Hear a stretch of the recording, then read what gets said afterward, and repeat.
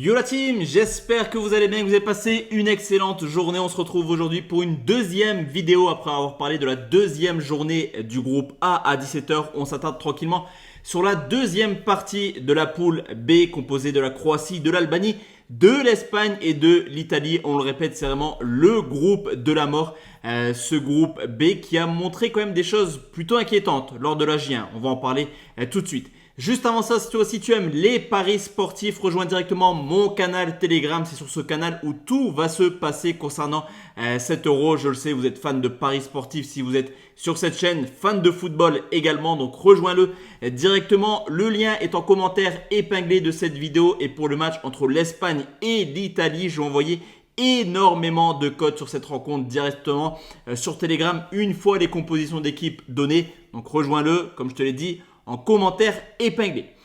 Donc tu peux le voir ici, Croatie-Albanie qui se joue demain sur les coups de 15h et donc Espagne-Italie qui se joue donc jeudi sur les coups de 21h comme pour le groupe A. On va faire un petit point au niveau du classement. Donc l'Espagne qui s'est imposée 3-0 contre la Croatie qui a pris la tête de cette poule. Les Italiens qui ont battu l'Albanie sur le score de 2-1 après avoir quand même souffert au bout de quelques secondes. Mais les Italiens ont fait le boulot lors de la première mi-temps. Et ensuite l'Albanie et la Croatie forcément 3e et 4e. On en parlait tout à l'heure, mais vu le peu de matchs nuls pour la Croatie, il y a déjà urgence contre l'Albanie car même un nul contre les Albanais ferait mal quand même à la Croatie qui après jouerait une équipe d'Italie qui quoi qu'il arrive serait devant et pourrait essayer de jouer le match nul pour être sûr de se qualifier. Donc urgence du côté croate, Espagne, Italie.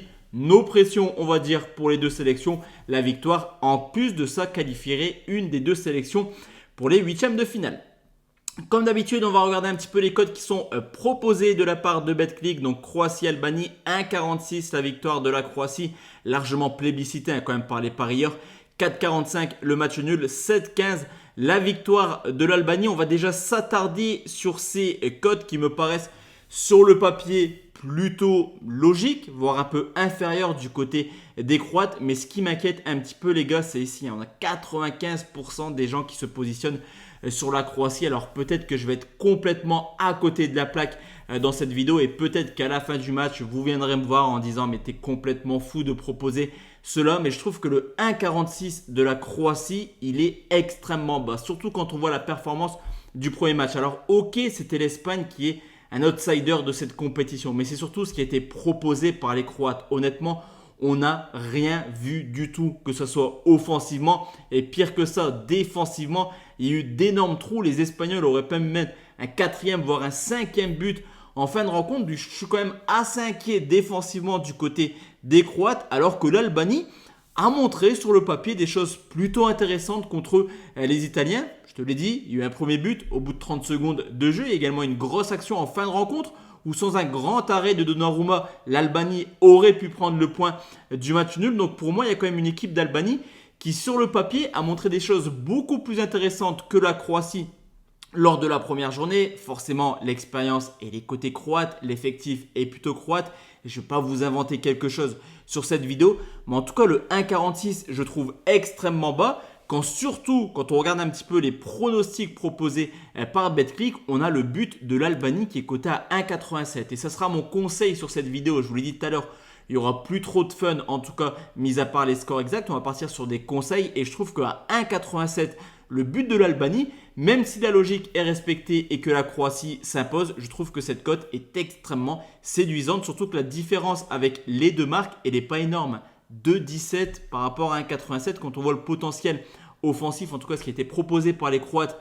Je préfère me positionner sur le but de l'Albanie à 1,87, mais effectivement les deux marques à 2,17, c'est un bon spot également. Et en termes de score exact, je vais partir sur deux possibilités comme pour Turquie-Géorgie où la Croatie fait le taf sans souci et je pense que ça pourrait s'imposer. Je partirais bien sur une victoire 3-1.